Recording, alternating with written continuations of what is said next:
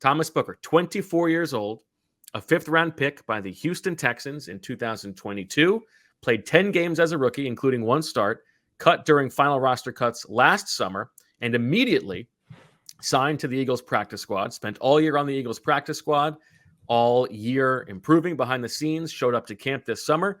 Zach, you and I, had that debate a couple weeks ago. I said the story of the day was Thomas Booker. You said it was Jalen Carter. Who needs to know about Thomas Booker? Thomas Booker continued to impress over the course of the summer. And I got to say, Fran, I was standing next to you on one of those days when Thomas Booker is flashing. What did you see from Thomas Booker this summer that earned him a roster spot?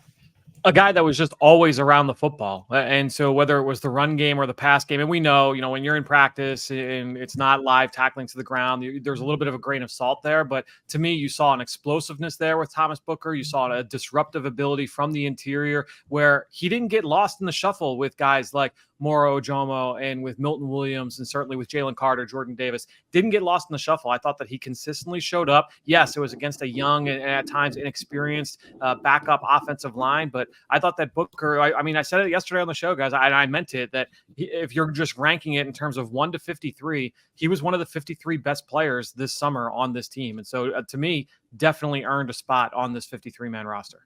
Now, Zach, I'm going to ask you about another one of these players, Darian Kinnard.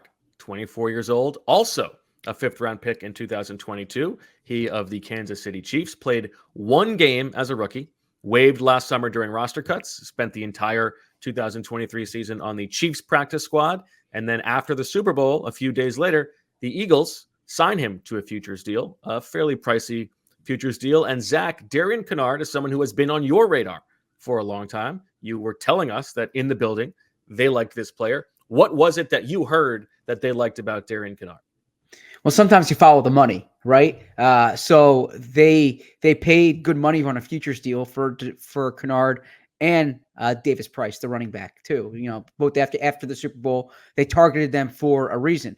As I'll defer to Fran on this, but typically, like we talked about, when you sign a guy to a futures deal who's only played really one NFL game, 2 NFL games, you have training camp film on him, but you're also looking at your college evaluation. And he was a big-time player at Kentucky, like a big-time recruit there, a big-time player for them.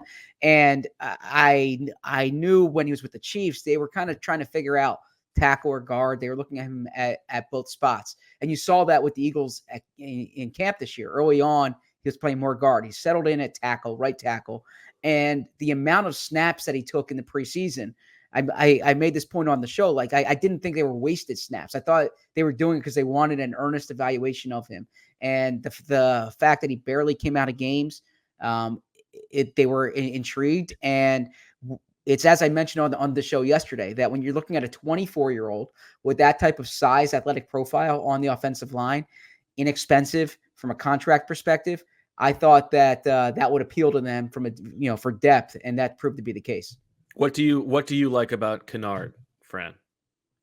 I think his ability to down off the ball, with his sheer size and play strength. I mean, that is the strength of his game. And that's the thing, is that when you look at Fred Johnson, his ability to win that way, certainly Jordan Mailata, his ability to win that way. I mean, their ability to bully people at the point of attack. It did not shock me initially that they thought, okay, he's going to be a guard, because we know that, Jeff Stoutland typically likes those guards to have a little bit of heft, have a little bit of size to them. And so he would have been a bigger guard, and he's still a bigger tackle.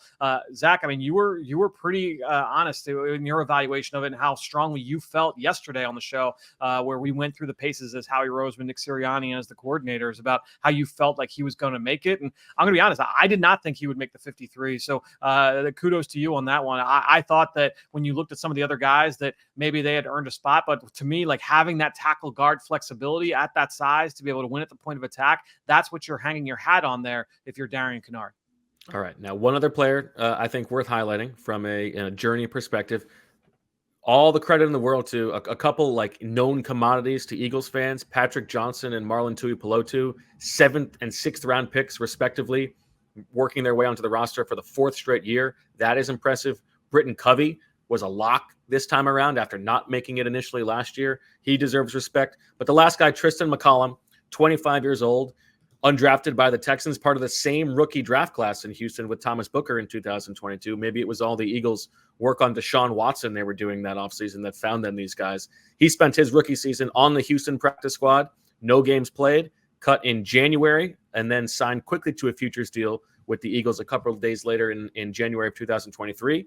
Spent last season with the Eagles on the practice squad, elevated for 3 games, and then earned his way onto the roster this summer with some particularly splashy plays in the preseason games. And I do have to say, and great job by Tristin McCollum, but we have joked. I have joked about all the Eagles are doing is just signing these first-round picks and trading for first-round picks. Like, they're big moves this offseason. They've added 6 former first-round picks. Kudos to the the pro scouting department. All of these 3 guys who were signed at some point to either the practice squad or futures deals, who were a little bit more unknown commodities. I think you give that part of the front office credit for finding these guys who earned their way onto the roster.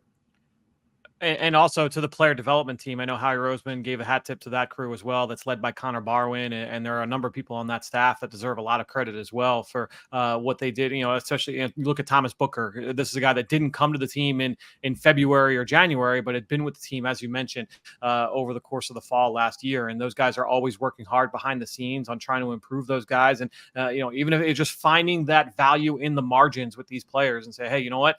This is a guy that we got essentially for free. Can we get something out of this player? And I think that these are 3 great examples. I think with McCollum and specifically, I said it to Jamie in the postgame show the other day on Saturday after the game, that if you're hoping for pie in the sky, he becomes a Marcus Epps type of presence where, hey, year 1, he's developmental. He's kind of in the background and you're just watching him kind of grow. Maybe he turns into a special teams player in year 2. And then hopefully you have something here in year 3 with McCollum. And I think that would be a worthwhile path to try and pursue with this player.